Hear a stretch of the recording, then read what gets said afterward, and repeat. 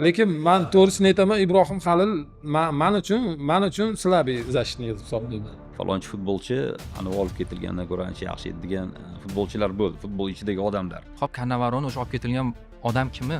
Jiyanimi, tog'asimi, Kannavaro kim? U o'zi shuni ko'ryapti. Masalan, u endi murabbiy javobgar. Zaminida o'tirgan undan kuchli futbolchining o'rniga yana xuddi shunaqa zaminida o'tiradigan futbolchi olindi-da. Himoyada ham hatto qiynalyapti. Xuddi har doim markazda bitta futbolchi yetishmayotgandek. Kannavaroni men yomon murabbiy demayman, super murabbiy ham demayman. Mana shu studiyamda ham aytayapman. Eslab qolasizlar. Eng qiyin o'yin Kongo bilan bo'ladi. Biz hisoblaymizki, Yaponiya bilan ham o'ynaganmiz, Qatar yutganmiz, Avstraliya bilan ham oxirgi mana bu Osiyo Kubogida durang o'ynagan joyimiz bo'lgan. Shunaqa bir muvozanatli qilib turamiz, lekin futbolda bu ishlamasligi mumkin. Birinchi o'yinda xudo xolisa Kolumbiya bilan ijobiy o'yin bo'ladi deb o'ylayman men. Portugaliya bilan qiyin bo'ladi, Kongo bilan eng qiyini bo'ladi.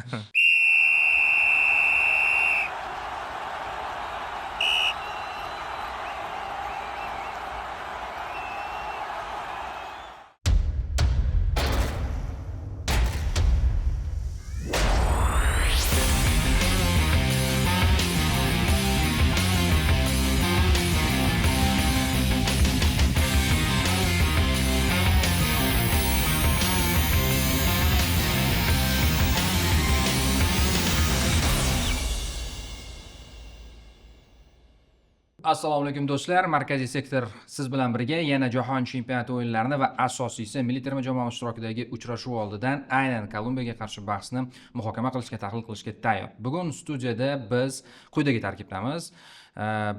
Bu safar biz mehmon ekspert sifatida o'zbek futbol afsonasi, milliy terma jamoamiz sobiq a'zosi, keyinchalik esa funksioner sifatida O'zbekiston futbol assotsiatsiyasida faoliyat yuritgan Aziz Haydarovni taklif qilganmiz. Aziz aka, xush kelibsiz. Bundan tashqari Bobur aka biz bilan birga Bobur Akmalov qaytdilar safardan va bu yoqqa birgalikda olib boramiz, hamda Muhammadali Muhammadkarimov. Demak, kirish qismidan, ya'ni savollarga bevosita o'tishdan ilgari eslatib o'taman. Demak, Markaziy sektor podkastining bosh homiysi Agrobank jahon chempionatlari translyatsiyasining ham bosh homiysi hisoblanadi. Bundan tashqari Agrobank bilan birgalikda faoliyatini yurituvchi Yudeya universiteti va shuningdek bizda Media Park bugun bizning homiylarimiz, hamkorlarimiz qatoriga qo'shilgan Flavis brendi ham bor va o'ylaymanki mana shu homiylarimiz bilan birgalikda jahon chempionati doirasidagi podkastlarni yuqori darajada o'tkazamiz. Endi masalalarga o'tsak, mavzularga o'tsak, Aziz aka, terma jamoamiz o'yin o'tkazadi Kolumbiyaga qarshi birinchi uchrashuv. Hali murakkab guruh deb shqora tashlanganda aytildi-yu, keyinchalik o'yinlar tartibi qaralganda ham o'sha 2x, ya'ni yana ham murakkabroq, chunki biz dastlab guruhni favoritlari bilan o'ynaymiz. Kolumbiya, Portugaliya, oxirida keyin Kongo bilan. Bu yaxshimi, yomon bilmadik, endi oldinda ko'ramiz. O'rtoqlik uchrashuvlarni kuzatgan bo'lsangiz, sizda terma jamoaning holati, jismoniy holati, ruhiy holati qanday taassurot qoldirdi? Assalomu alaykum avvalambor. Ikkita o'rtoqlik uchrashuvini ko'rdik. Sizlar ham ko'rgan bo'lsanglar kerak, biz ham hamma ko'rdi, muxlislar ko'rdi. Meni o'zimni fikrim, Kanada bilan o'rtoqlik uchrashuvi joyi ham kerak emas edi komandaga. Kerak bo'lsa ham sal keyinroq o'ynash kerak edi bu o'yinni. Misol uchun 4-kuniga emas-da, 3-4-kuniga futbol o'ynab bo'lmaydigan holat bo'ladi futbolchilarning ko'pida, chunki adaptatsiyadan chiqayotgan vaqti bo'ladi. 4-kunga yanishmasam o'ynashdi va ancha masofa bosib kelib o'ynashdi. Komanda agar ko'rgan bo'lsanglar, jamoamizni birinchi taymda o'yini yomon emas, fizik holati yaxshi edi. Ikkinchi taymda ozgina tushib ketgan hisobiga Kanada qo'shdi va men o'ylaymanki, shu ikkinchi taym zaminidan chiqqan futbolchilar ham ancha ta'sir qildi o'yinga. Fizik holati va Kanada timboli o'zini muxlislarini qarshisida o'ynayotdi. Ular bemalol o'yinga ko'proq tayyor edi. O'yinni olib qaraydigan bo'lsak, bizning jamoamizni, men to'g'risini aytsam, murabbiyimizdan sal ko'proq narsa kutgandim, taktik taraflama. Mayli, fiziki tomonlama, misol uchun komandamizni misol uchun sal slabiyroqdir. Endi o'sha optimalniy Kolumbiyagacha balkim vaqtda yig'ib, fizik taraflama tayyor bo'lishadi inshaalloh. Lekin Kanadaga qarshi men taktik narsa ko'rmoqchi edim. Bu misol uchun bizning jamoamizda sira agar ahamiyat bergan bo'lsanglar, orqaga yotib ikkinchi plandan kontr-atakada o'ynashdi. Faqat undan oldingi ko'p o'yinlar ham shunaqa tarzda o'tdi. Lekin men bitta narsani bilaman, bizning O'zbekistonda unaqa taktik sxemani qo'yadigan murabbiylarning o'zi ancha ko'p. Cannavaro siz ham demoqchisiz. Cannavaro siz ham misol uchun bizda unaqa taktik sxemani qo'yadigan ancha murabbiylar ko'p. Endi men Ikkinchi liniyadan o'ynaydigan, kontr-atakaga yotib faqat misol uchun yaxshi hujumchilarimiz, hujum liniyamizda yaxshi o'ynash, lekin bizga qiyin bo'ladigan joyi ham bor, chunki himoyada постоянно yotirish bu katastrofaga olib keladi oxiri. Ayniqsa fizический taraflama baquvvat bo'lmasa komanda, ayniqsa himoyadagi futbolchilar bir-biri bilan juda chiqishgan bo'lmasa, ancha yildan beri birga o'ynayotgan bo'lmasa, jamoa tuzilgan jamoa bo'lmasa, ikkinchi liniyada yotish rosa qiyin 90 daqiqa qiyin bo'ladi. qiyin tema bo'ladi. Tim bo'li bizning o'zbek futbolimizda yaxshi bilasizlar, ikkinchi qavatda bizning jamoa zo'r o'ynamaydigan jamoa hisoblanadi.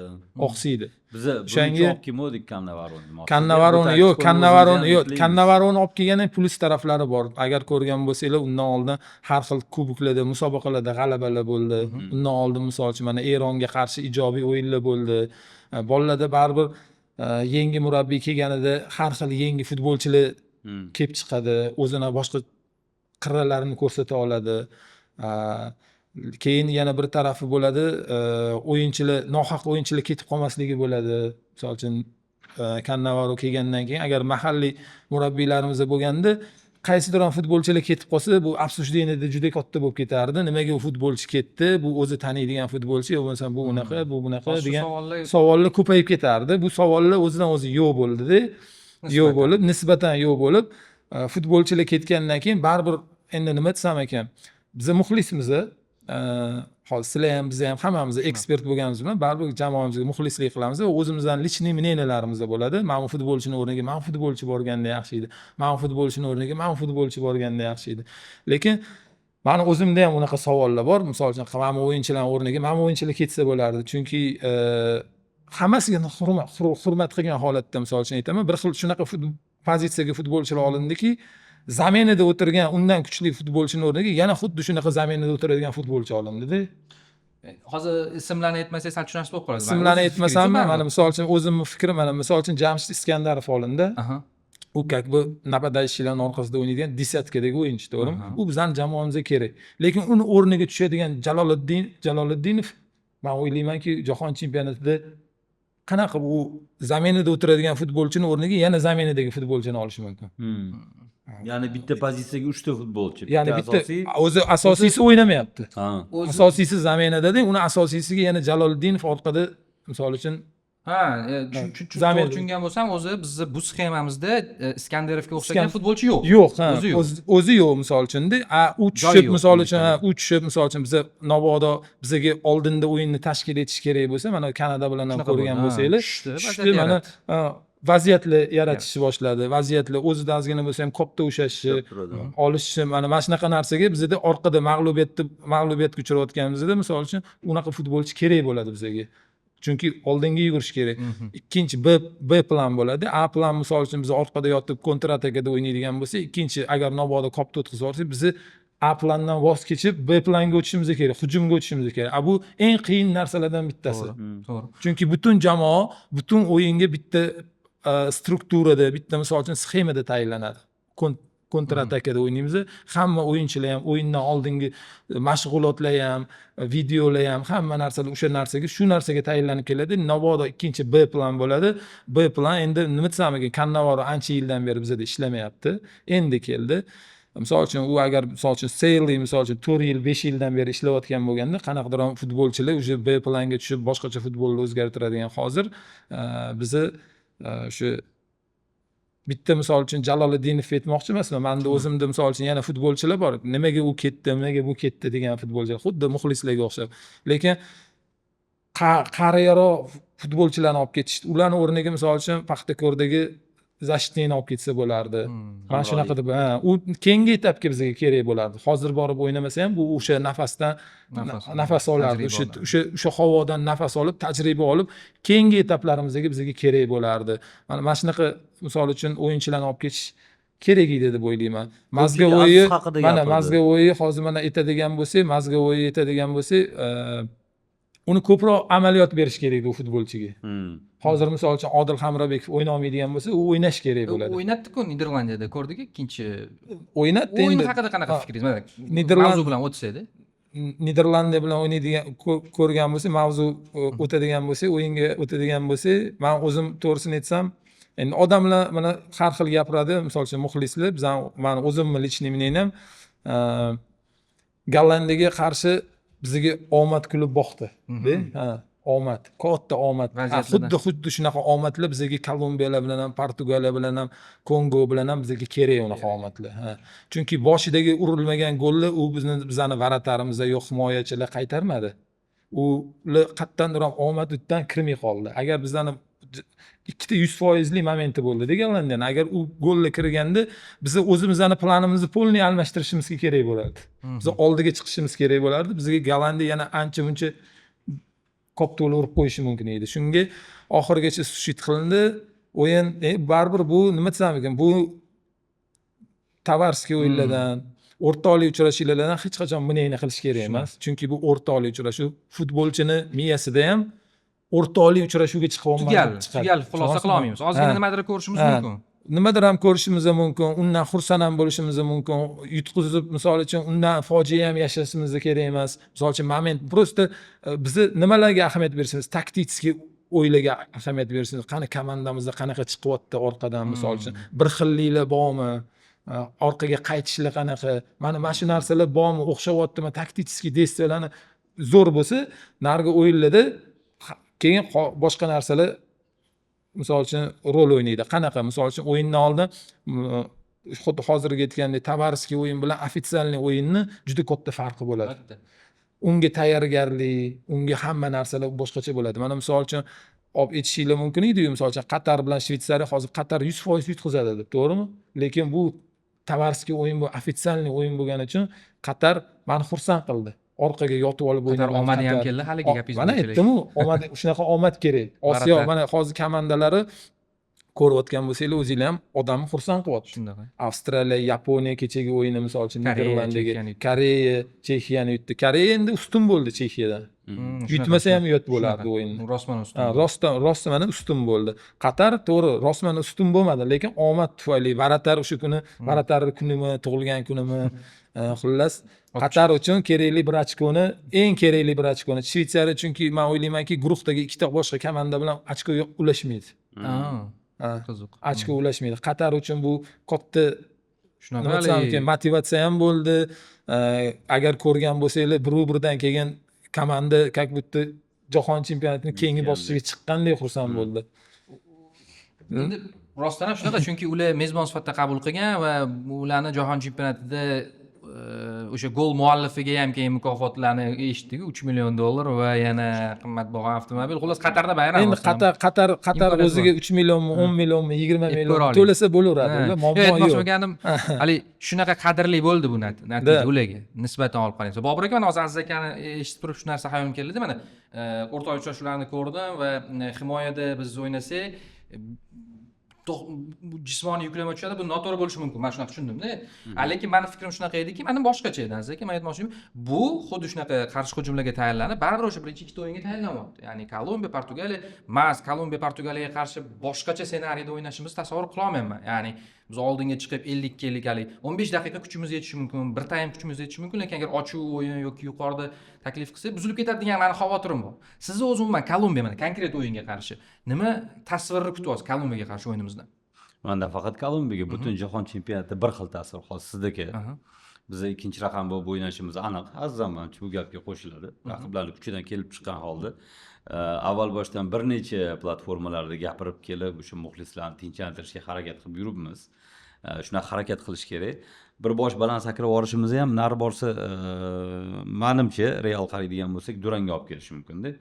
Agar raqiblarni kelib chiqadigan bo'lsak. Ikkinchi raqam bo'lib o'ynashga tayyorlanishi, ikkinchi raqam bo'lib o'ynatishi jamoani to'g'ri. Ammo aziz aytgandek, bu plan ham bo'lish kerakki, qanaqa? futbolchilar yaxshi bilishadi. Bo'laklar, biz ham bilamiz-ku, bo'laklarda 5 daqiqalik atreska deb qo'yishadi-yu, 10 daqiqalik atreska deyishadi. O'sha paytda bitta kuchni berib turib, keyin yana yotish mumkin. O'shanaqa paytlarda Aziz to'g'ri aytdi, raspasovchi kerak bo'ladi. Bizga maydonda markazda to'pni ushlab turish, himoya va hujumni bog'lash. Shunaqa futbolchi rostdan ham bir e'tibor berdim. Hozir gaplardan keyin o'ylab turibman, Jamshid chiqarmasa, Boshidan. Jasur bo'lmasa, yo'q, boshdan chiqarmasligi aniq endi. Ishondim. Chunki boshdan biz unaqa o'ynamaymiz. Shunaqa. Ammo ko'p ehtimol bu raqiblar bilan biz haqiqiy rostdan ham narigi planga o'tishga majbur bo'lamiz baribir. Gol urishga harakat qilishga majbur bo'lamiz. Ya'ni kerak bo'ladi. 1, 2, 3 gollarni o'tkazib yuborib faqat orqada yotaverishimiz Kannavaroni o'ziga ham, yigitlarga ham tanqid bo'ladi. Nega 2-0 dan keyin ham chiqmayapsan? Nega 3-0 dan keyin endi unaqa bo'lmasin u, mabodo. Yoki 1-0 da imkoniyating bor-ku, chiqsang bo'lardi degan savol bo'ladi tabiiyki. Va unaqa paytda Kannavaro menimcha o'zi ishongan futbolchilarni olib ketib, kimni qayerda va qanday o'ynatish yaxshi bilsa kerak. Ammo o'sha yetarlicha kamchiligi ko'pchilik biladi buni. Hozir Aziz aytib o'tgandek, unda bizni futbolchilarni juda yaxshi o'rganishga imkoniyat vaqti bo'lmadi. Va shuning uchun ham ko'pchilik e'tiroz bildirayotgan tarkibdagi uni olib ketmadinglar, buni olib ketdinglar. Ayrim efirlarda yoki ochiqcha yangramagan gaplar ham bor. Endi ularni aytib bo'lmaydi, familiya. Ya'ni bu tayyorroq edi va bu yaxshiroq edi o'yinlarda. Ya'ni shu soha vakillari aytgan gaplarni eshitdim deymi? Falonchi futbolchi ana olib ketilgandan ko'ra ancha yaxshi edi degan futbolchilar bo'ldi, futbol ichidagi odamlar. Ularning gaplariga ham qo'shilsa bo'ladi. Ya'ni o'sha futbol ichidagi bizni futbolchilarni, o'zini hamkasblarini, jamoadoshlarini yaxshi biladigan futbolchilarchalik imkoniyat va vaqt bo'lmadi Kannavaroda hammaning imkoniyatini to'liq bilish uchun. Bejizga familiyalar yangramayapti-da va bejizga e'tirozli. Yana bu kami, lekin Aziz aka aytgandek, agar mahalliy biror murabbiy bo'lganda, men o'ylayman bu shovqin yana ham kattaroq bo'ladi. Chunki Kannavaroni men aytayapman-da, hop deyapman, shu menga ham savol berishdi endi bir jurnalist sifatida. Nima deysiz shularga deganda men aytdimki, hop Kannavaroni o'sha olib ketilgan odam kimi? Jiyanimi, tog'asimi, Kannavaro kim bu? U o'zi shuni ko'ryapti. Masalan, u endi murabbiy javobgar. Biz javobgar bo'lmaganimizdan keyin ming xil futbolchini fikrini aytishimiz mumkin. Menda ham masalan har xil variant bor edi. Men endi mashhur hozir nomi yangrayotgan futbolchilar emas, menda ko'proq boshqa masalan Alisherda men Alisher prinsipga Alisher borsa qanaqadir joy topsa bo'ladi degan fikrim bor, lekin uni olmadi-ku. Demak, uni ko'rmayapti qanaqadir. Hozircha shu 30 talikda o'zini ko'rmayapti.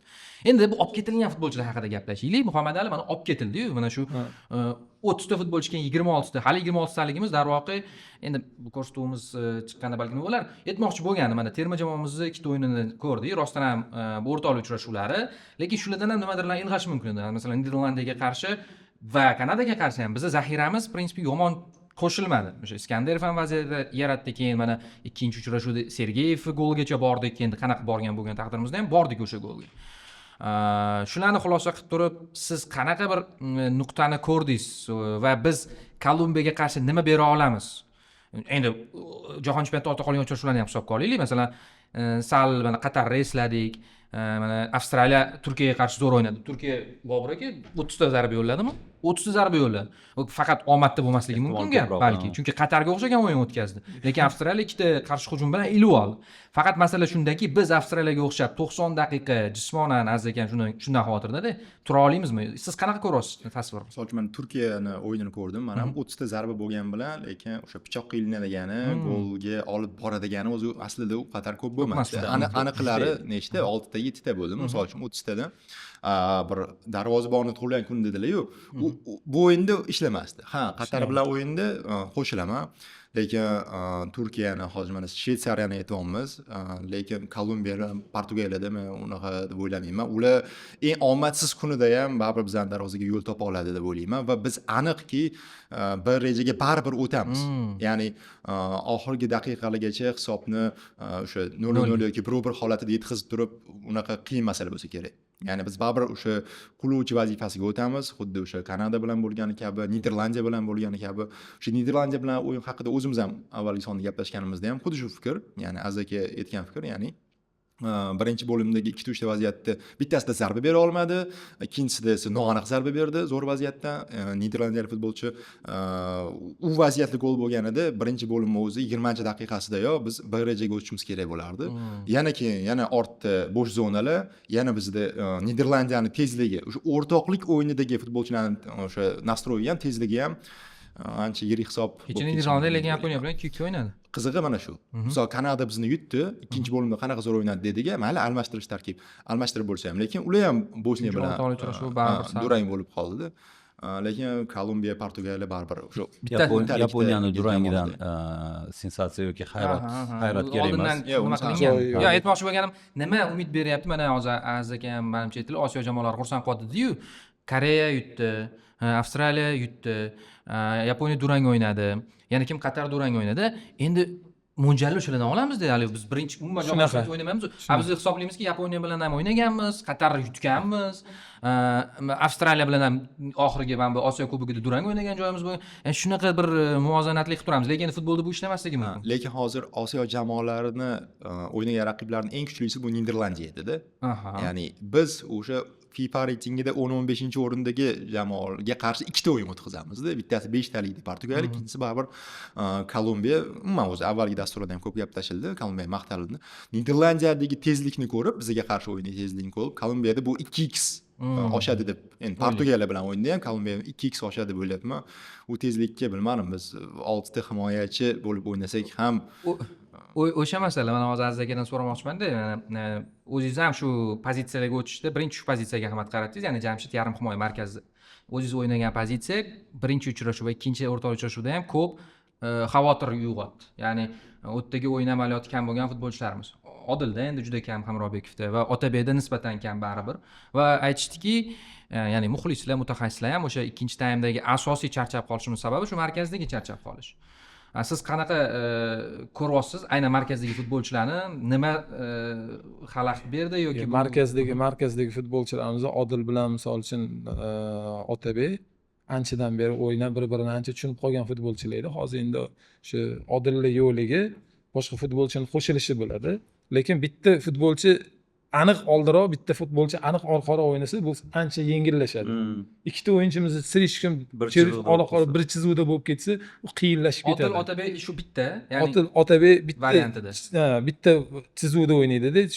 Shuni hisobidan ham hozir misol uchun biz olib qarasak, misol uchun shu Kolumbiyani ham, Portugaliyani ham o'sha aytadigan bo'lsak, o'rtasi o'sha kuchli futbolchilardan tashkil topgan. Dunyoni hozir manaman degan futbolchilardan tashkil topgan va men o'ylaymanki, qiziq futbol bo'ladi o'zimizga ham tomosha qilishga.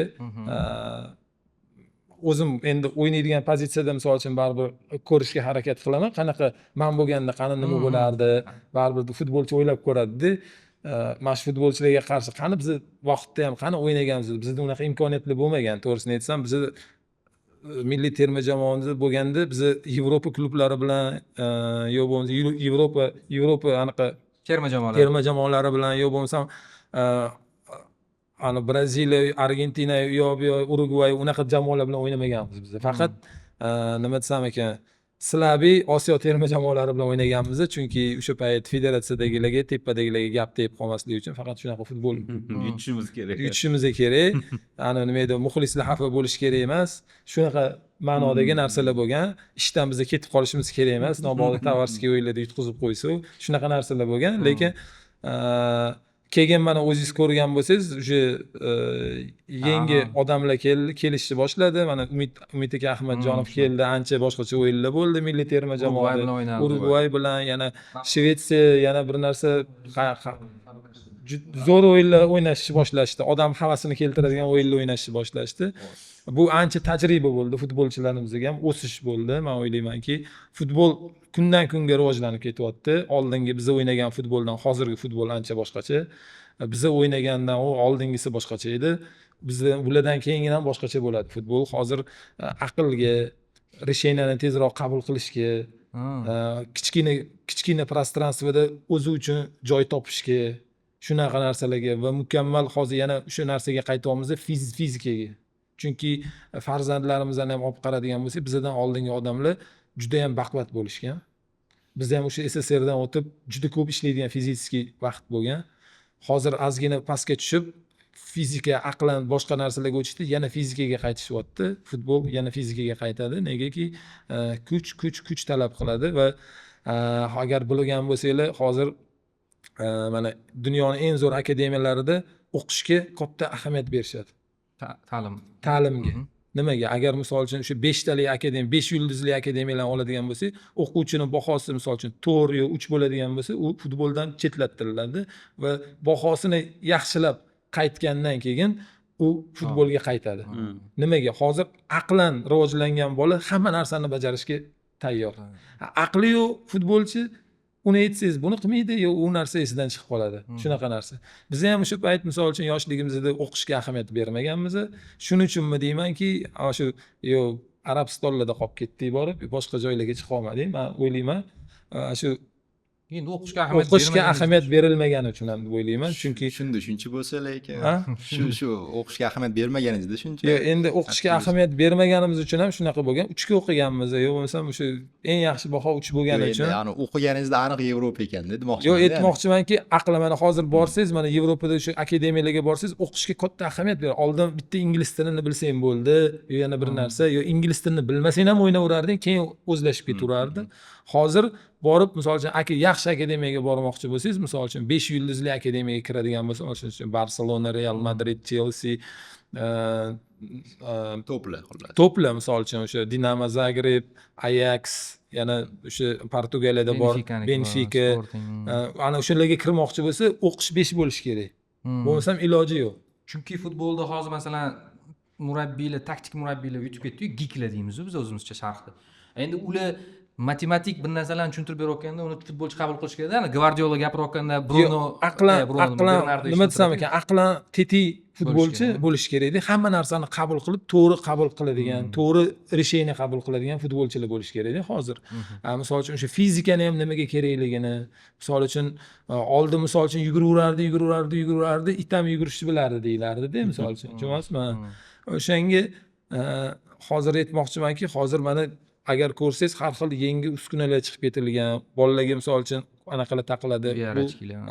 Ochkilar taqilib, misol uchun o'sha situatsiyadan qanaqa chiqadi, o'shani baholar qo'yib boriladi, misol uchun ko'rib boriladi. O'sha narsalar misol uchun bizani futbolga ham kerak, sekin-sekin kirish kerak.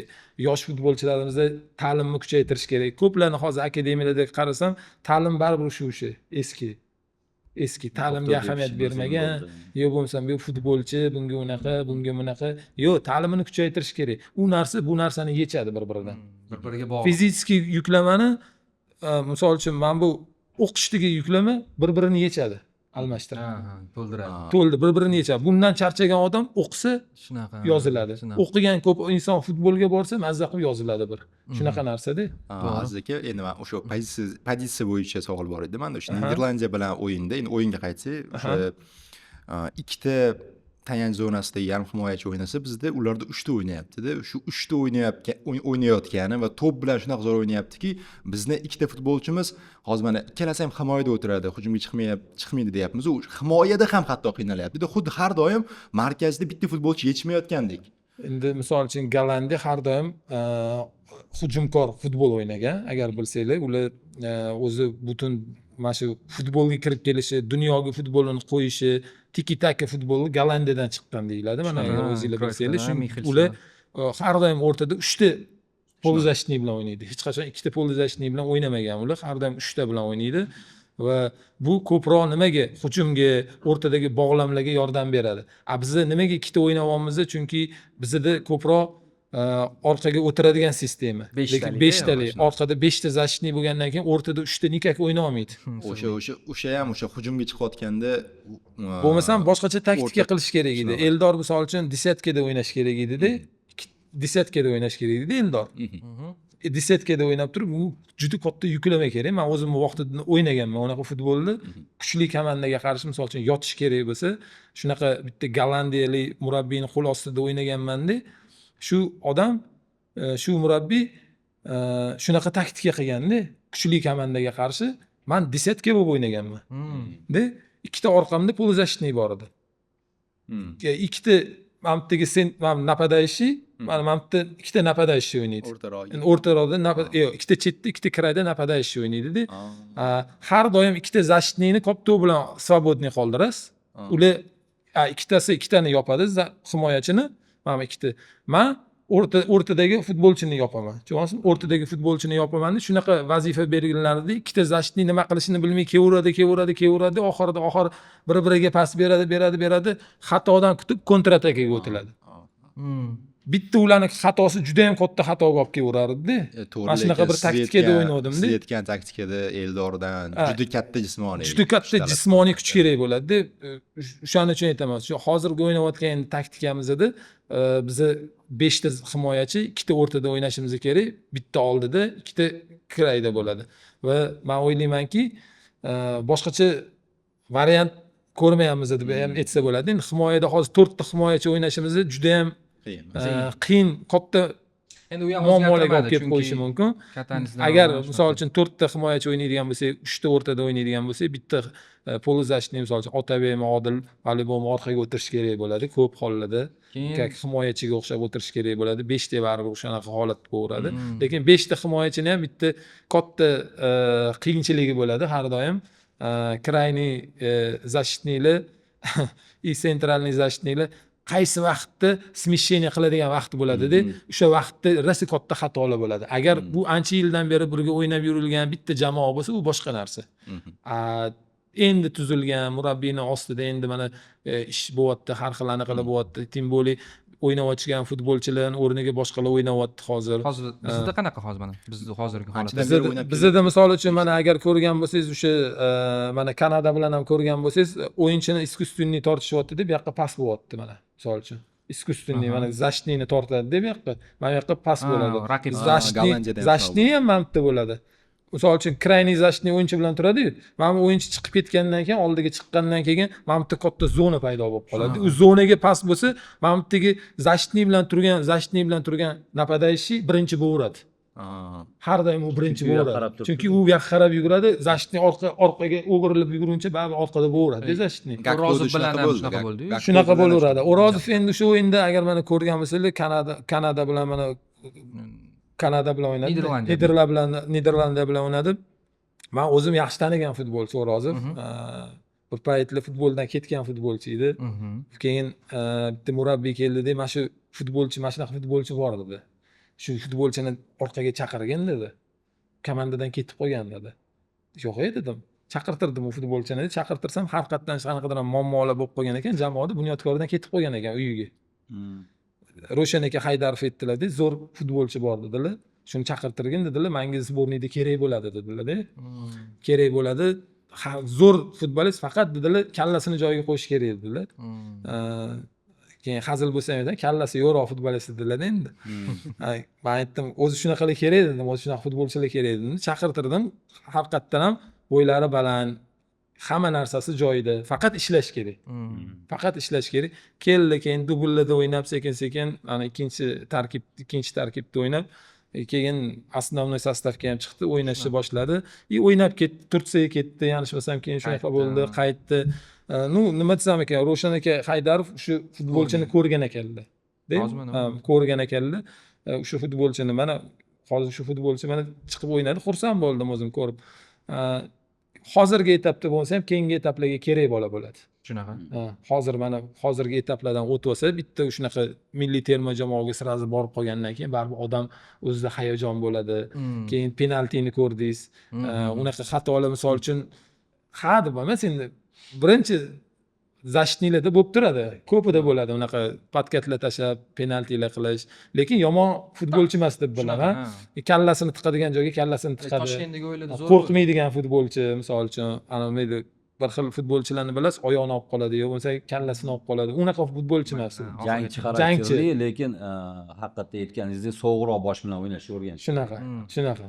Raqibimiz, bitta narsa xayolim keldi, hozir parallel keltirmoqchiman. Ehtimol parallel bo'lsa agar jahon chempionati mavzusiga qaytib. Hozir 4 Osiyo jamoasini maqtadik-ku, shu bir hisob umumiy olganda. Qatar o'zidan kuchli raqib bilan o'ynadi, buni bildik, ko'rinib turibdi. Avstraliya o'zidan kuchli raqib bilan o'ynadi, bu ham aniq. Yaponiya Niderlandiyadan kuchsiz deb bo'lmas edi va Janubiy Koreya Chexiyadan ustun edi. Demak, o'yin bo'yicha bitta ustunlik bor edi bizda. Qolganlar ochkoni yulqib olishdi. Qolganlar jang qilishdi. Endi Cannavaroga o'zini vatandoshidan bitta o'rnak olsa bo'ladigan joyi, Vincenzo Montella. Turkiyani ko'p hujum qildi, ustunlikka ega bo'ldi, reytingda ham baland, Yevropa jamoasi, bir qancha yulduzlari bor deymiz, bu aniq. Ammo xaotichniy deydi-yu, palapartish hujumlar ko'p edi o'yinda. Shunaqa. Va Montellani men B plan topa olmaganiga hayron qoldim. Futbolda bu narsa kerak, hatto C plan ham kerak yoqdi. Montella gol o'tkazgandan keyin ham bir xil narsani amalga oshiraverdi. Bu Cannavaro, ya'ni qilmasligi kerak bo'lgan narsalar bo'lgani uchun aytib o'tyapman. Avstraliyani himoyasini biz necha yillardan beri bilamiz. Avstraliya qanaqa jamoa ekanligini. Markazda 2 metrli ikkita markaziy himoyachi, ammo nuqul qanotdan ichkariga uzatilmadi. Ikkinchi qavatda. Shunaqa urdi. Barish Yilmaz uzataveradi. 99% uzatma qaytarildi. Keyin ikkinchi taymda Kenan Yıldız chiqqandan keyin pastdan o'ynashni boshladi va zarba bera boshladi. Bu birinchi xato. Markazdan kira olmayapti. Arda Güler ham, Xoqon Cholxonoğlu ham, Yunus Oqgun ham hech qaysi markazdan kira olmayapti. Men ozgina detallarga to'xtalayotgan sababini aytib o'tdim. Markazdan kira olmayapti. Markazda ham o'sha kuchli himoyaga borib urilyapti. Ya'ni bu o'yinda Turkiya o'zidan kuchli raqibga qarshi o'ynagan Avstraliya himoyasi, umuman butun jamoa intizomning oliy ko'rinishini ko'rsatib berdi. Bosh murabbiy nima degan bo'lsa, hech kim kreativlik qilmadi, aqllilik qilmadi. Bosh murabbiy chizgan chizdan hech kim chiqmadi. Bu intizomli jamoa ekanligini, jismonan juda kuchli jamoa ekanligini biz bilamiz. Bizda jismoniy jihatdan oqsash borligini ham bilamiz va aynan shu o'yinda Avstraliya ko'rsatib berdiki, intizom bilan mahoratni joy-joyiga qo'yib qo'ysa bo'lar. Ya'ni intizom bilan mahoratliroq jamoani yengsa bo'lar ekan yoki unisi turib bersa bo'lar ekan. Faqat o'sha 90 daqiqa davomida bir marta bo'lsa ham o'sha ko'rsatmadan chiqib ketdingiz yoki joyingizni tashlab ketdingiz yoki o'sha boshingiz qiziqib ketib qoldi-da, oldinga chiqib ketib qoldingiz. U intizomni buzishdi. Avstraliyada mana shu narsa ko'rinmadi. Top-toza sovuq o'yin. Turkiyani aynan asabiylashtirishga majbur qilgan narsa ham shu bo'ldi. O'zim mana shunaqa deb o'ylayman. Ya'ni katta jamoaga qarshi o'ynayotgan istagan mana kecha Kurasao ham ozgina asabiga tegib qo'ydi-da, Germaniya. Keyin u yog'iga 6 ta gol o'tkazdi. Kurasao bekor gol urdi. Bekor gol urdi dedik, o'shanda biz ham hazillashib, keyin bu yoqqa keladi, shu voqea yuz berdi. Ya'ni ma'lum bir daqiqalar biz uddalasak, masalan 0 ga o'ynashi, ozgina o'sha Kolumbiyaga qarshi Portugaliyaga, hozir Kolumbiya haqida konkret gaplashaylik, chunki bu efirimiz Kolumbiyaga qarshi uchrashuv uchun bag'ishlangan. Provokatsion jamoa. Ha, provokatsion shu haqida gaplashaylik. Mana tarkibini qarayapmiz aka, u yoqda markazda APL futbolchilari o'ynatdi-da. Mana Crystal Palace futbolchisi, bittasi yana boshqa umuman top River Plate'dan Quintero bor. Ha, o'zi umuman olganda Hamesdan ham tashqari. Juda ham nima deydi, jismoniy jihatdan birinchidan o'zi kuchli, ikkinchidan ularga yaqin mintaqada bo'lib o'tyapti uchrashuv. Mana siz endi maydonda buni his qilgan futbolchi sifatida aytsangiz, mana shunaqa nyuanslar bizga rostdan ham katta ta'sir o'tkazadimi? Ya'ni o'yinni ko'p ehtimol stadion ularniki bo'lishi, chunki hozir aytilyapti 80% chiptalar kolumbiyalik tomonidan balandlikda o'tishi jismoniy jihatdan. Uy jihozlash sizdan, to'ldirish esa Media Parkdan. Offside-ga tushib qolmang. Original texnikalarni 0 so'mga xarid qiling. Pulini keyingi oydan to'lang. Media Park. Ba'zi lahzalar so'zsiz ham tushunarli. Ularni ko'zlar aytadi, yuraklar his qiladi. Qo'lda muzdek Flavis, ko'ngilda faxr. Chunki bugun O'zbekiston nomi dunyo maydonida yangramoqda. Flavis, faxr ta'mi. Endi bitta shu narsa bo'lishi mumkin. Balandlikda o'tishi, shu narsa bolalarimizga ozgina fiziki tomondan baribir ta'sir qilishi mumkin. Chunki biz baribir humidity degan havoda o'ynamaymiz. Chunki klimat bilan tez o'zgaradigan havoda o'ynamaymiz. O'shanga men o'ylaymanki, bolalarimizni maksimalni endi o'sha yerda anchadan beri men o'ylaymanki, baribir nima bo'lsa ham birinchi marta muxlislarimizni bizani jamoamizdan super nima edi, chempion kubogini ko'tarib keladi deb kutish kerak emas. Bu biz uchun tajriba deb bilish kerak muxlislar. Har bitta o'sha yerda lahzadan nima desam, har bitta narsadan orom olish kerak futbol. Muxlislar mazza qilish kerak. O'sha yerda bo'vamiz, o'sha yerga chiqdik. Men oldin aytardim-ku, muxlislar shunaqa, agar bitta joyga misol jahon oldingi intervyularimda aytgan, jahon chempionatiga chiqish bo'lsa, bu safar ana chiqdi desa, keyingi safar yutish kerak deydi. Muxlislar shunaqa bo'ladi. Shuning uchun hozir biz uchun bu tajriba. Men misol uchun jahon chempionatida o'ynamaganman. Yoshlar termasida ham, kattada ham o'ynamaganman. Bolalar mana borishyapti. Bizani ham o'rnimizga ketgan bolalar bu narsalarni his qilib turishadi, xudo xohlasa inshaalloh. O'zimizni ukalarimizni va jonini berib o'ynashadi degan umiddaman. Nima bo'lganda ham mazza qilib futbol o'ynashligi kerak. Hech narsadan qo'rqmasdan, ularga hech qanaqa davleniya yo'q. Ular misol uchun bizni Fransiya terma jamoamiz yo bo'lmasa bizni chempionlikni oldiga qo'ygan terma jamoalar emas bizni. Bizni birinchi tajribaga ketgan, birinchi marta hayotimizda chiqqan, musobaqaga chiqqan, o'rganib, ko'rib, razvedka qiladigan komandamiz. Qanaqa bo'ladi, bunga qanaqa tayinlanishimiz kerak, muxlislar ham chiqib ko'rganimizdan keyin xohlasin, mana bunaqa ekan, mana bunaqa tayinlansa bo'lar ekan, mana bunaqa ekan degan narsalar bo'ladi. Lekin Osiyo komandalarini mana o'zingiz ko'ryapsiz. Biz o'shalardan o'zingiz aytganingizdek umid qilyapmiz. Biz ham mana o'sha jamoalar bilan o'ynaganmiz, to'g'rimi? Shunaqa. O'sha jamoalar bilan o'ynaganmiz va yutganmiz, qaysi birini yutqizganmiz. Ora masofa unaqa katta bo'lmagan. Xudo xohlasa men o'ylaymanki, Kolumbiya bilan hamma mana misol uchun Kolumbiya, Portugaliya davomsiz hech Kongoni ahamiyatga olmayapmiz. Lekin Kongo bilan men sizlarga aytaman, eng qiyin o'yin Kongo bilan bo'ladi. Eng qiyin o'yin. Mana studiyamda ham aytayapman, eslab qolasizlar. Eng qiyin o'yin Kongo bilan bo'ladi. Fizический taraflama Kongo rosa kuchli komanda. Men ko'rdim bir o'yinlarini. Kuchli komanda fizический. Bizning eng oxirgi o'yinimiz bo'ladi, решающий o'yin bo'ladi. Eng bosimdagi o'yinimiz o'sha o'yin bo'ladi. Eng qiyin o'yin ham o'sha bo'ladi. Ko'p xatolar, ko'p narsalar ko'zga ko'rinadigan o'yin o'sha bo'ladi. Bu o'yinlar mana bu ikkita o'yin, misol uchun Kolumbiya bilan bu birinchi o'yin. Men o'ylaymanki, har doim bir musobaqani boshlash qiyin bo'ladi. Bitta O'zbekistonga emas, Kolumbiyaga ham. Любой komandaga qiyin bo'ladi. Marokko bilan Braziliyani ko'rgan bo'lsanglar, ko'playtdi, Braziliya yutib tashlaydi, unaqa emas. Men Marokko yutadi dedim. Shunaqa. Birinchi taym. Men Marokko yutadi dedim. O'zimni yaqinlarimga ham aytdim, men Marokko yutadi men uchun dedim. Men Marokko yutib ham qo'yish mumkin edi endi. Oxirgi yillarda Marokash Braziliyadan kuchli. Nima desam ekan? Aniq futboli mana o'ynayotgan futboli ham kuchli, yaxshi futbol. Braziliyaniki tartibsiz futbol deb bilaman men har doim. Shuning uchun sal Braziliya agar 5-10 ta urib tashlamasa, qiyin bo'ladi. 1-0, 0-0 o'yinlar bor ularga. Klubga o'xshab boshladi, hali PSJga o'xshab boshladi. Oldinga tep bordi, to'liq pressingda ushladi. 15 daqiqa boshini ko'tara olmadi Braziliya. Shunaqa.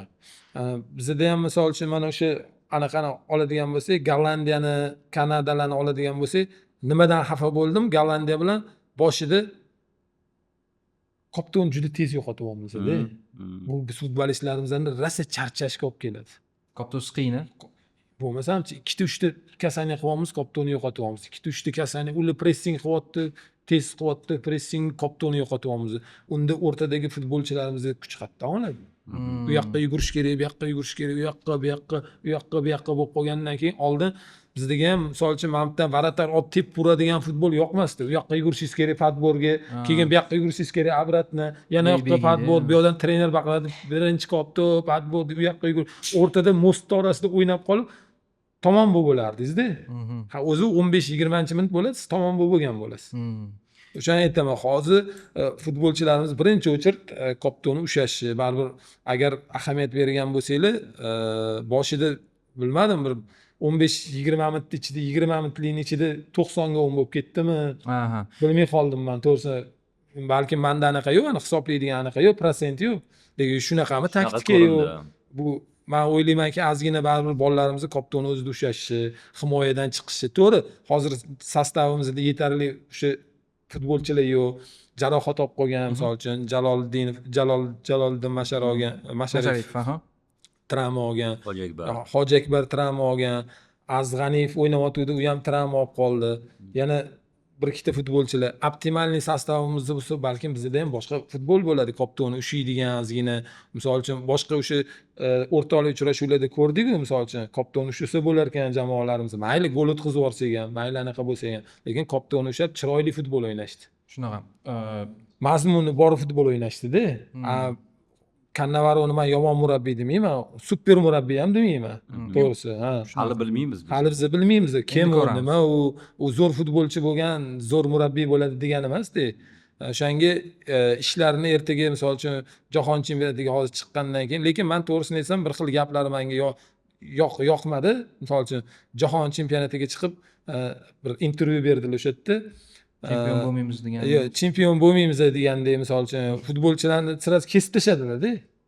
Ha, chempion bo'lmaysan, lekin dostoyniy o'sha yerda dostoyniy anaqa qilamiz, ko'p narsa kutmanglar degandek bo'ldi-da, tushunyapsizmi? Qanaqa biz maksimalniy harakat qilamiz, maksimalniy o'zimizni ko'rsatamiz. Har doim misol uchun ko'rilmagan jamoalardan ko'p narsa kutiladi, chunki u jamoalar mensilmaydi. Shunaqa. Shu bizga o'ynashi mumkin. Qatar ham Shvetsariya mensimadi, keyin sabratsiya qilish rosa qiyin bo'ldi. Ulgurmaydi, to'g'ri. Rosa qiyin bo'ldi sabratsiya qilishi. Mana misol o'zbeklarni ham hozir Kolumbiya o'ylaymanki, mensimayotgan, yaxshi Kanadaga ham yutqizganimiz yaxshi bo'ldi. Shu o'yinni ham ko'radi. Niderlandiyaga ham yutqizganimizda yana ko'rardi balkim. Kolumbiya keyin bo'shashib chiqardi. Tushunyapsizmi? Bu bora ham shunaqa narsa bo'ladi. 100% bo'ladi. Biz ham misol uchun o'sha milliy terma jamoalarda bir xil jamoalarga qarshi chiqardik. Pastroq komandalarga qiynalardik. Nimaga? Mensilmasdan chiqadi, yo bo'lsa bemalolroq chiqadi. Tayinla konsentratsiya unaqa kuchli 100% talik bo'lmaydi. Shunaqa bo'lgandan keyin chiqasida o'yinda uje kelib olish o'ziga rosa qiyin bo'ladi. Men o'ylaymanki, anaqa ham Kolumbiya ham, Portugaliya ham O'zbekistonga qaramayotgandir. Hozir o'zbek futbolistlarning ichidan 4-5tasini tanimasa. Shunaqa. O'zi kayfiyat ham shunaqa, atrofda o'sha treneri ko'proq tanishadi lekin. Treneri bilishadi. Endi bu balki o'sha rostdan ham Xudo xolisa men o'ylaymanki, bu narsa bizga qo'l keladi. Futbolchilarimizni qiynaydi, komandalarni qiynaydi. Kolumbiyani ham qiynaydi, Portugaliyani ham qiynaydi. Glavnisi bizni o'sha men aytganimdek B planga ham tayyor bo'lib turishimiz kerak. Chunki bu komandalar baribir oldiga zadacha qo'ygan komanda. Portugaliya chempion bo'laman degan komanda. Kolumbiya ham o'ziga yarasha oldi va veselый komanda. To'g'risini aytaman, oldi super komanda deb aytsa bo'ladi. Hujumga kuch berishadi ancha. Banda umid bor baribir.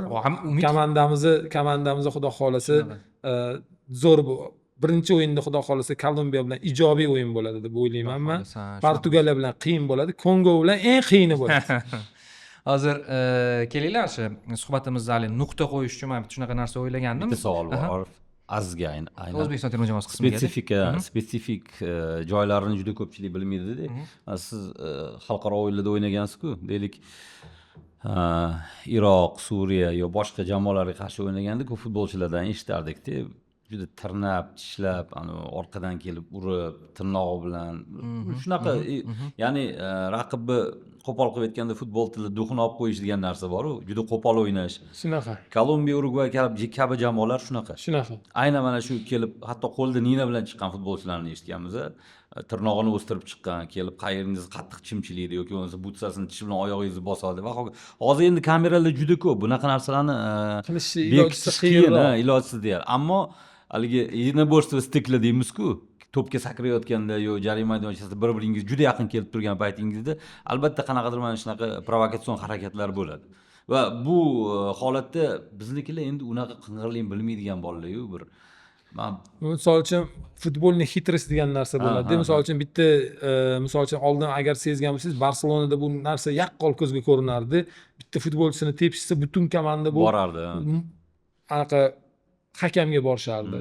Bunaqa 3-4 marta borib bo'lgandan keyin hakamga по-любому press bo'ladi, давление bo'ladi. Давление bo'lgandan keyin hamma tarafdan давление bo'lgandan keyin u решениyalarni o'zi xohlamagan holatda kartochkalarni berishni, bo'yo tomonga berishni boshlaydi. Yo, xuddi shunaqa mana misol uchun muxlislardan kelib chiqadi. Muxlislar давление qiladi. Bu futbolning xitris bo'ladi. Bularning ustida ham ishlash kerak deb bilaman men. Men misol uchun oldin futbol o'ynagandim, men misol uchun endi bizda VAR kam bo'lardi. Men futbolchiga kontakt yoqtirardim. Ko'p borib urilishni. Tushunyapsizmi? Urilasiz futbolchi zada bo'lib ketadi. Joniga tegadi. O'ynagisi kelmaydi. Urilasiz, badan qanaqa borib oyoq bilan sakramaysiz. Badanga badan urilasiz. Badanga badan ko'p urilasiz. Mana shunaqa urilib, u yerda turtilib, bu yerda turtilib, unaqa qilib, bunaqa qilursiz futbolchi o'ynagisi kelmaydi.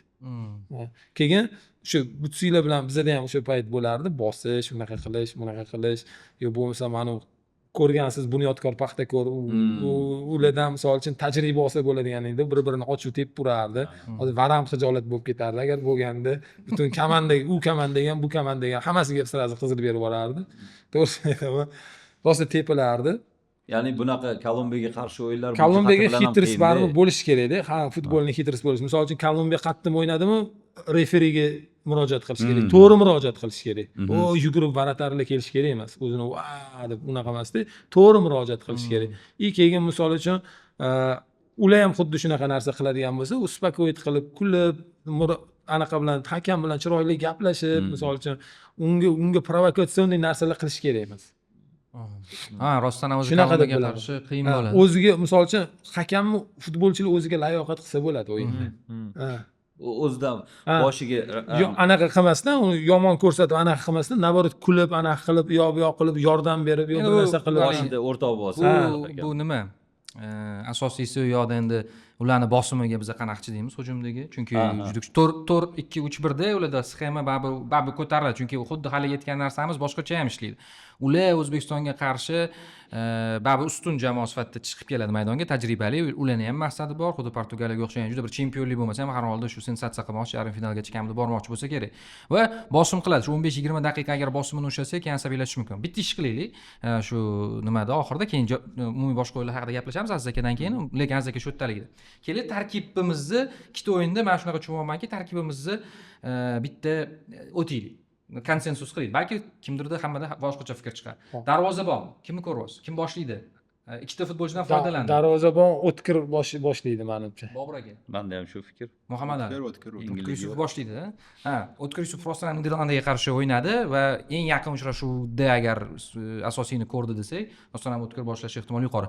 Himoyamizda sxemamiz endi baribir tushunadi. 3 markaziy himoyachi. 3 markaziyning ikkisi bo'yicha menimcha ko'pchilikda bitta fikr bor, bu Husanov hamda Ashurmatov. Uchinchisi bo'yicha murabbiy ham o'zgartirdi. Aziz aka, siz bu 3 ta futbolchini qanaqa ko'ryapsiz? 3 ta futbolchini men endi o'zim shu endi hozir danli moment o'ynaydigan shu 2 ta futbolchi, siz aytganingizdek, uchinchisi O'rozov bo'lishi kerak, yanglishmasam, chunki u chap oyoq baribir. Bizda chap oyoq sentralniy Zashning o'zi Eshmurodov bor. O'ng oyoq yanglishmasam, Eshmurodov chap oyoq. Abdulla Abdullayevchi birinchi o'yinda sinalgan. Abdulla Abdullayev endi to'g'risini aytaman. Abdulla Abdullayev o'zi poluzashtniy bo'ladi. Shunaqa. Sentralniy. Sizga qolsa Paxtakordagi bolani olib qo'yardingiz. Paxtakordagi bolani olib ketardim. Hamrobek qo'yardim. Nimaga? Chunki u mana shunaqa chempionat miralarda naborot mana shunaqa yoshlarga beriladi imkoniyat. Yo'q, u juda qattiq ko'rsatadi o'zini. Yo'q, O'rozovga o'xshab penalti qilib qo'yadi. O'rozov sizdachi? Uchinchisi. Yakdil aniq fikr kelmaganman. Cannavaro ikki xil narsani ko'rdi-da va ikkalasida ham o'ziga yarasha xatolar bor-da. Va sizga qolsa deydi. Menga qolsa Abduqodir Husanovdan klon yasab 3 ta qo'yib qo'yardim o'rtaga. Endi iloji yo'q-da. Borda. Va Hojiakbar tezroq tuzalishi kerak. O'tamiz Hojiakbar paytasiga. Muhammad Ali siz. O'rozov chunki Niderlandiya bilan o'yindagi boshlang'ich tarkib menimcha o'sha asosiy tarkibimiz bo'lsa kerak.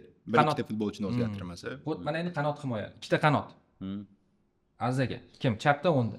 Qanotda endi Hojiakbar tuzalmasa, Sayfiyev o'ynaydi deb bilaman men. Agar o'nda Sayfiyev o'ynaydi, chapda shu Sherzod o'ynasa kerak, Nasrullayev. Yana bilmadim. Lekin qaytsa Hojiakbar deb turibsiz. Qaytsa Hojiakbar o'ndan o'ynaydi, chapdan Nasrullayev o'ynaydi. Ali Behruzchi? Behruz Karimovmi? Variantini hech o'tkazmadinglarmi? U ham ikkinchi o'yinda o'ynatdilar. 30 daqiqalik o'yinimiz bo'ldi-yu, Niderlandiyaga qarshi. Ha, o'shanda o'ynadi deb eshitdim, endi o'yinni ko'rmadik. Lekin o'zi Behruz shunaqa futbolchiki, qolgan hamma futbolchilar, men shunaqa deb o'ylayman. Cannavaro uni qanaqadir tanladi-da. Qolganlar oldindan terma jamoada bor edi, yo'q edi. O'rozovni ham qo'shsa bo'ladi bunga. Shu Behruz va O'rozovni Cannavaro o'zi qanaqadir Behruz Karimov o'zi harlagan ko'p maqtadilar, ko'p kuzatganlar. Men ko'p kuzatmaganim uchun aniq fikrim yo'q bu borada. Men to'g'risini aytsam, Behruz Karimovni tanimayman. Uzr men. Yo'q, bo'lishi. Behruzdan men uzr so'rayman. Lekin uni yoshi o'zi, Behruzni ko'rmaganman. Uni ko'pchilik tanimaydi, bu uzrli narsa emas. Buni endi taniyapmiz uni o'zi ko'pchiligimiz. Endi shunaqa bo'ladi o'zi har doim. Misol uchun meni ham boshida sborniga kelganda hech kim tanimagan. Sekin taniydi. Sizdan ham uzr so'rashgan shu paytda. Men bilmayman. Undan kim uzr so'ragan, uzr so'ramagan, podkast bo'lmagan. Hozircha Nasrullayev, Sayfiyevda Muhammad Nasrullayev, Sayfiyevda endi hozir boshqa misol uchun ular yomon futbolchilar emas, как будто biz hozir boshqa variantimiz yo'q. Yo'q, endi borini biz taxmin qilyapmiz. Qanaqa bo'ladi boshlang'ich tarkibimiz? Sog'lom bo'lib turganda Hojiakbar bilan Ibrohim Halil zo'r edi, o'sha ikkita pozitsiyaga. Lekin men to'g'risini aytaman, Ibrohim Halil men uchun slabiy zashitniy hisoblayman. Ehtimol so'nggi 15-20 daqiqalikka tortmas emasmidi? Yo'q, tortadi, lekin Ha, biz 15-20 himoyachi- daqiqa o'ynamaymiz. Himoyachi sifatida. Himoyachi sifatida. Ha, himoyachi sifatida men misol uchun Ibrohim Halil Yo'ldoshev zo'r himoyalanadi deb bilmayman. Zo'r atakaga chiqishi mumkin. Hujumkor. boyagi Hujum mavzuda siz faol, aytgan ha. tepada yaxshi Tepada himoyachilarimiz bor. tepada yaxshi himoyachilarimiz ko'p, boya Pastigi kam. pastigi kam bizda. Himoya qila oladigan, biriga bir futbolchilarni to'xtatib qoladigan, bemalol misol uchun futbol chiqayotganda siz uvering bo'lib turadigan himoyachilarimiz kam. Keyingisi yarim himoya markaz. Bu aniqmi? Ya'ni ikkita Yarim Otabek himoya savol bor. Otabek bilan anaqa o'ynaydi. Odil o'ynaydi, Hamrabekov Otabek, yo'q ha. bo'lmasam Mazgava o'ynaydi deb bilaman. Odilni almashtiryapsizmi yo Otabekni hozir bu? Yo'q. Odilni. Odil agar travmasi tuzalib yaxshi bo'lsa, agar o'zini haqiqatdan shu o'yinga tayyorman deb bilsa, endi Kannavarovlar, doktorlar biladi endi. Shu ikkala o'ynaydi, lekin 100 talik bu. Menimcha bu ham konsensus, hammamiz bitta. Chunki fikrda. ikkala o'ynaydi. Agar u bo'lmasa, Aziz tuzalib qolsa, Aziz o'ynashi ham mumkin.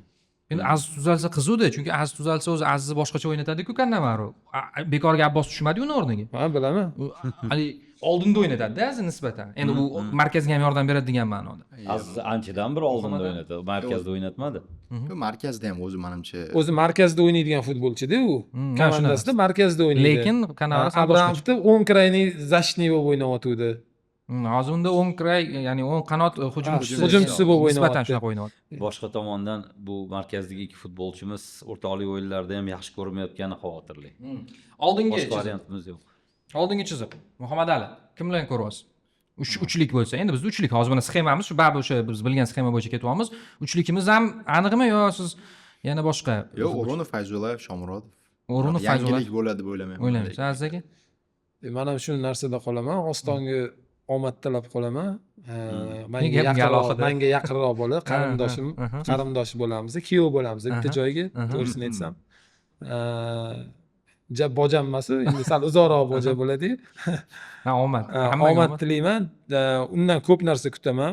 O'zim lechniy undan ko'p narsa kutaman va sostavda qiyin o'yinlarda o'yinni hal qiladigan bolalardan bittasi deb bilaman. Bitta portlab qo'yadi. Bitta portlab hal qilib ketadigan bola deb bilaman Ostonni. Bu hammasi endi u qanchalik o'yinga tayyor bo'ladi, atrof muhiti qanaqa bo'ladi Shunga bog'liq. va psixologik tomondan qanaqa bo'ladi, bunga ham bog'liq. Sal baribir psixika tarafdan baribir qanaqaroq bola, og'irroq bola. Men o'ylaymanki, o'sha o'yinlarga iloyim hammasi yaxshi bo'lsin va именно men kutadigan futbolchi, o'yinda bizga burilish yasab beradigan futbolchi o'sha futbolchi. Zo'r. Menda Abbos shunaqa futbolchi. Qanaqadir Abbosdan. Ahmaddan kutamiz. Abbosdan kutasiz, anaqadan kutaman. Men Ostondan kutaman. Ostonda bor kachistlar Abbosda yo'q, Abbosda bor kachistlar Ostonda. Shunaqa endi bir ikkalasi. Endi bizni hozir hali hammamiz fikr aytamiz. Oston misol uchun kosmetskiy destillar qilib qoladi bir xillarda. Именно bizga Kolumbiya, Portugaliya bilan kosmetskiy destillar kerak. Ha, Misrga qarshi. Narigi o'yinchilar ani bilmay qoladigan holatlar kerak. Kutilmagan holatlar. Misrga o'xshab. Ular tez yuguradigan unaqa futbolchilarni ko'p ko'rgan. Zo'r. Xo'p, menimcha endi oldingi chiziq bo'yicha ham yakdilmiz. Tarkibimiz mana gaplashdik, boshqa qildik. Kolumbiyaga qarshi. Kolumbiyani ham endi ko'proq gaplashishimiz mumkin edi, lekin endi vaqtimiz juda kam. Shuning uchun men Aziz akaga minnatdorlik bildirmoqchiman. Biz ko'rsatuvimizni yana bir 15 daqiqasini o'tkazamiz. Jahon chempionatining boshqa uchrashuvlari haqida bir reja qilgandik. Lekin fikrlaringiz uchun, tajribangiz bilan bo'lishganingiz uchun qanaqadir pozitsiyalar bo'yicha masalan ochig'i men yaxshi bo'ldi bilib olganim o'zim uchun. Chunki o'ylardim bu bizni sharhlovchimiz, o'zimizcha futbolchini bilmasdan aytamiz, lekin o'sha narsalarni ko'pini aytdingiz, ya'ni raqib masalasida yoki haligi markaz bo'yicha. Shuning uchun rahmat Aziz aka, agar vaqtingiz bo'lsa keyingi ko'rsatuvlarda ham mana shu jahon chempionati davomida bezda qilib turamiz. Bemalol. Juda qiziq bo'ladi bizga sizni fikrlaringizni eshitish.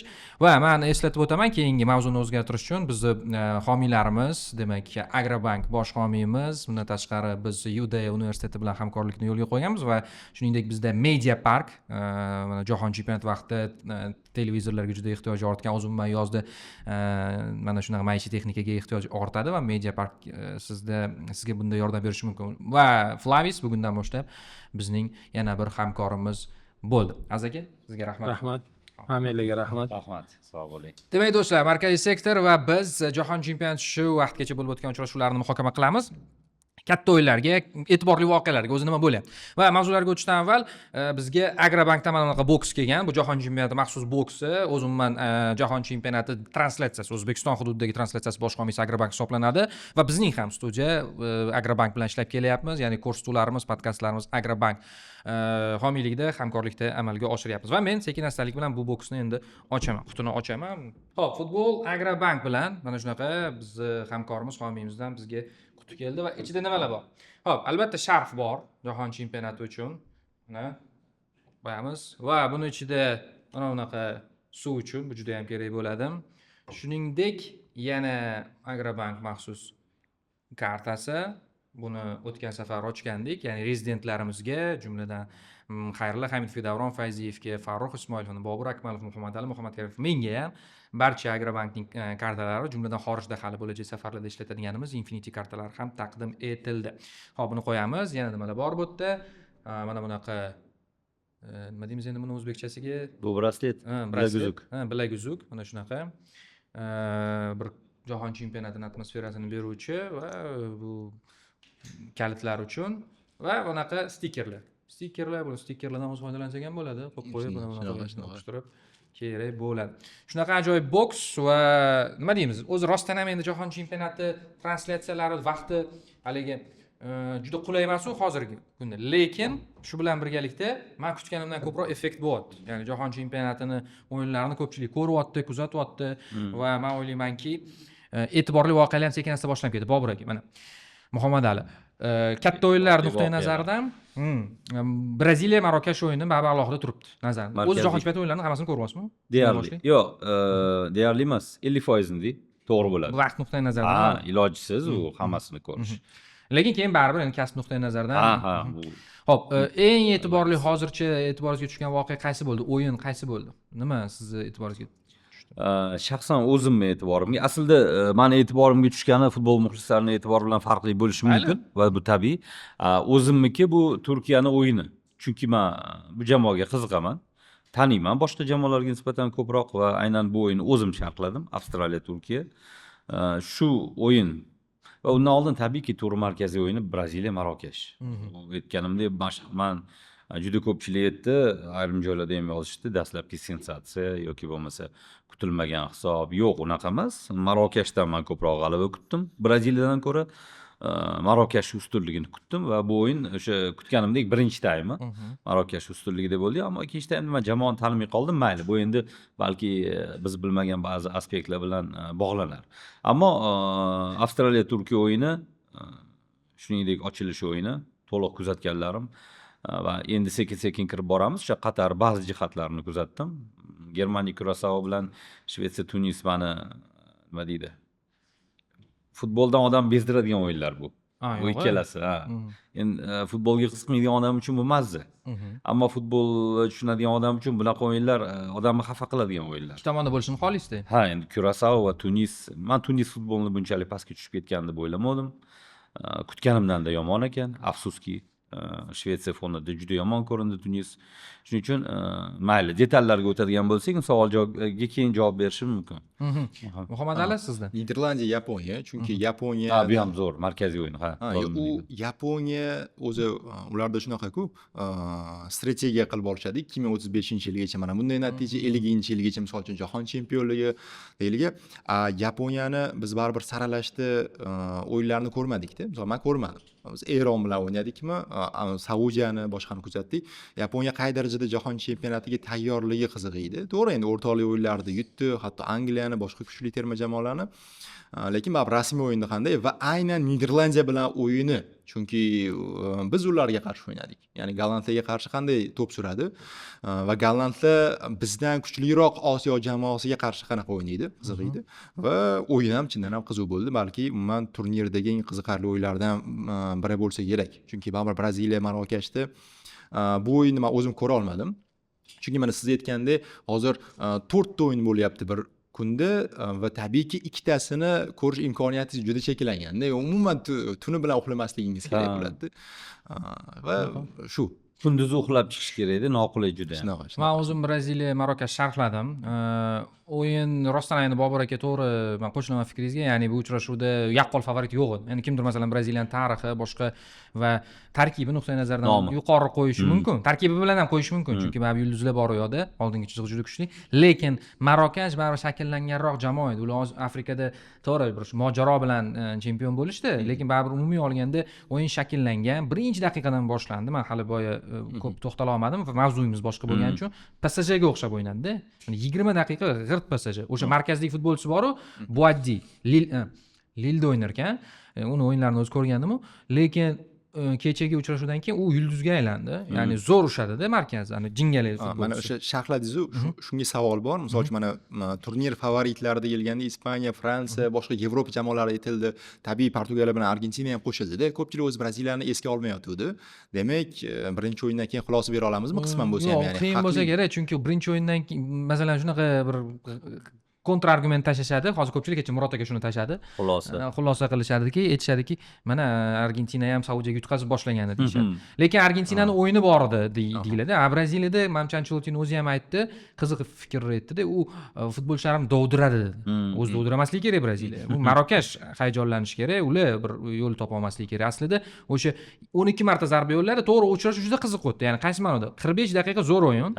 Keyin ikkinchisi charchoq. Umuman ikkala jamoa ham vaziyat deyarli yaratmadi. Braziliyada minimum vaziyatlar bo'lib turdi. Oxirida uzoqdan zarba o'ynab qolishdi. Braziliya endi kechagi o'yin mana shakli orqali so'rayotgan bo'lsangiz, yo'q, favorit emas. Lekin hali biz ko'rmadik. Mana bugun bu balki podkastimiz chiqqanda o'ynagan bo'ladi Ispaniya. Oson raqibga qarshi boshlaydi baribir. U ham katta hisob bo'lib ketishi ehtimoli yuqori. Fransiyani ko'rishimiz kerak, Argentinani va Portugaliyani ko'rishimiz kerak. Angliya bor hali. Germaniyani ko'rdik, Kurasaoni yengib tashladi. Endi Kurasaoga qarab biz kuch belgilay olmaymiz, chunki umuman imkonsiz. Marokashni o'yini bo'lsa tizimli, menga yoqdi. Ya'ni Marokash menimcha bu safar ham uzoqroqga borishi mumkin. Chunki gol o'tkazib yuborgandan keyin ham bir qanaqadir sochilib ketmadi jamoa. Braziliya haqida o'zi nimaga unaqa ko'p gapirilmadi deb o'ylayman, chunki baribir murabbiy o'zgardi, biroz kech qolishdi ham. O'zi Ancelottini olib kelishga, keyin mana Neymarni olib ketilgan, Joao Pedro qolib ketdi. Misol uchun bilmadim, kecha o'sha Marokash bilan o'yinda qanday bo'lgani, markaziy hujumda Joao Pedroni qoldirib ketish ham men uchun katta xatolardan biri edi. To'g'ri, Igor Thiagoni ham olib ketmasa bo'lmaydi.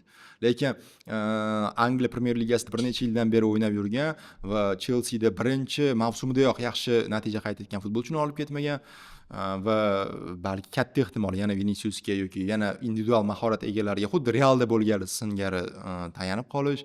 To'g'ri, endi birinchi tur adaptatsiya boshqa deymiz-ku, lekin Braziliyada bo'lish kerak emas, adaptatsiya. Hujumdan kim chiqib ketishi kerak edi?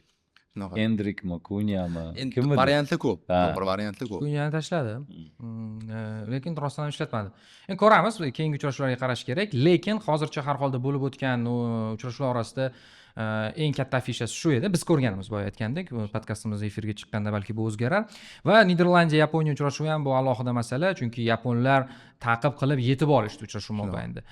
Va hali suhbatimizda Bobur aka aytgandek, bu qanaqadir katta sensatsiya emas bu ham, chunki Yaponiya ham shakllangan jamoa va ko'p ehtimol o'sha Marokashdagi natija qayd etib qolsa bundan ajablanmaslik kerak. Uzoqqa borishi mumkin Yaponiya. Oxirgi yillardagi bitta tendensiyani unutmaslik kerak. Muxlislar ham bu narsani menimcha sezishgan bo'lsa kerak. Braziliya avvallari biz ko'rgan bolaligimizdagi Braziliya emas va hozir ham xuddi shunaqa qabul qilinmayapti. Bu tabiiy. Aksincha Marokash ustunroq. Shuning uchun bu jamoalar o'rtasidagi bir to'qnashuvda yoki bo'lmasa qaysi biri uzoqroqqa boradi deganda bemalol Marokashga imkoniyat berish mumkin-da. Marokash to'rtlikka kira oladi. Marokash o'sha yarim finalgacha borish kuchiga ega desangiz xato bo'lmaydi. Ya'ni bu albatta bo'ladigan voqea deb aytmaysiz siz buni. Hozirgi holatdan kelib chiqib Braziliyaga uzoqqa bormasligini bashorat qilsangiz ham masalan kulgi bo'ladigan bashorat bo'lmaydi bu. Shunday olib qarasiz. Yaqqol farq bor bu yerda. Ya'ni yaqqol farq outsider yoki favoritchalik emas, faqat kutilmalar jihatdan. Biz kutgan Braziliya yo'q. Va biz kutmagan Marokash so'nggi 5-6 yilda mana bunaqa progressga erishdi. Xo'p, va yana Koreyani g'alabasi bo'ldi bu yoqda Chexiyaga qarshi. Koreyani boya sal nima qilmadim-u, lekin ustun deb hisoblaysizmi Chexiyani? O'zi ustun edi deb hisoblaysizmi yaxshi? O'yinda emas masalan, kelguncha o'sha o'yingacha. Yo'q, kelguncha ustun emas edi-yu, lekin Koreya Chexiyani yutsa men hayron bo'lmasdim. Avvaloq aytdim va hayron ham bo'lganim yo'q. Chunki Chexiya hozir Yevropani bir paytlardagi Chexiya emas, O'zi o'rta miyoni. tanaffusdan keyin chiqdi. Ha, o'rta miyoni Rossiyskilar 3-4 bilan. yaxshi futbolchilari bor-u, ammo Koreya Osiyoning ikkinchi jamoasi va intizomi mehnatkashligi evaziga urib qo'ysa kerak deb o'ylagandim. Shunaqa ham bo'ldi, chunki Koreya ko'proq yuguradi. Koreya ko'proq harakat qiladi, harakatchanroq. Ya'ni yugurib o'tib ketdi degan ta'rif ehtimol shu o'yinda to'g'ri kelar. Yaponiya birinchi raqamli jamoa bo'lsa, Koreya ikkinchi raqamli jamoa Osiyoda. Shuning uchun keyingi turlarda ham bu jamoalarni ko'rsatadigan natijalardan shaxsan men hayron bo'lmayman. Har qanaqa natijasi. Nomchi biror futbolchini alohida ko'rdingizmi? Hozircha jahon. Shu paytgachami? Shu paytgacha. Kechiga Ayubi, Ha. yana kimni aytish mumkin? Nom e'tibori bilan Kinyonischi. Kinyonis birinchi o'yindagi u Saudiyada o'ynashni hisobga olganimizda ham ehtimol bir Menga juda yoqdi o'yin. shunaqa ta'rif bersa bo'ladi va kecha Avstraliyadagi Iran Kundi. Zo'r. Iran Kundi men tanimasdim shu paytgacha, ammo uning harakatlari qoyil qoldim. Butun bir o'yin davomida to maydondan chiqib ketguncha Turkiya himoyasini parokanda qilib tashladi bir o'zi. O'zi bor yo'q 3 marta oldinga chiqdi. Va juda katta tezlik bilan Xayrul akam yozgandek, Demiralni nafaqaga chiqarib yubordi. Shu 3 futbolchiga e'tibor berish kerak. Menimcha balki men ko'rmaganlarim bor. Hali o'zi endi kirish qiladi. Muhammad Ali ko'rganlar bordir. Menda ajratib turadigani yo'q, lekin menda o'sha Niderlandiyadagi Summerville yoqyapti. Summerville. Chunki misol uchun Gakponi yoki boshqa yetakchi futbolchilarni avvalgi chempionatlarda ham o'zi umuman ko'rganmiz-u. Summerville baribir APL West Hamda adashmasam o'ynardi va terma jamoaga ham mana endi chaqirib olib o'ynab boryapti. Yaxshi. Darvoqe, nimechani qo'shgan bo'lardim. Kecha Nimecha? dastlabki yarim soatlikda adashmasam nimecha eng zo'r edi. Shunaqa. Balki zo'rlardan biri edi, ehtimol. Va hozircha o'sha bo'lib o'tgan uchrashuvlarda qaraydigan bo'lsak, bir qanaqadir yorqin figuralar hali ajrab chiqmadi. Balki endi oldinda bizni kutayotgandir. Biz endi mana qidirib topyapmiz deb ba'zi nomlarni o'zimiz qulog'idan tortib. Endi Jahon chempionati endi boshlandi. Ularga ham to'xtalib o'tamiz. Demak, do'stlar, biz mana shu ko'rinishda va Toshkentdan tashqari hali voqea joyida ham markaziy sektor jamoasi uchib ketdi. Farruh Xudoyorov, undan tashqari yana ortidan Farruh Ismoilov qo'shilishi kerak. Xayrullo Hamidov va Davron Fayziyev allaqachon Qo'shma Shtatlarda va umuman Meksikaga ham borishadi. Aytmoqchi bo'lganim, bizni hali u yerdan ham dasturlar. Men ham ketaman deb qo'ying. Endi Xudo xohlasa, Ehtimol. Xudo xohlasa, yaxshi niyat qilib turibmiz. Yaxshisi bo'ladi, endi xayrlisi bo'ladi. Va nima deyman?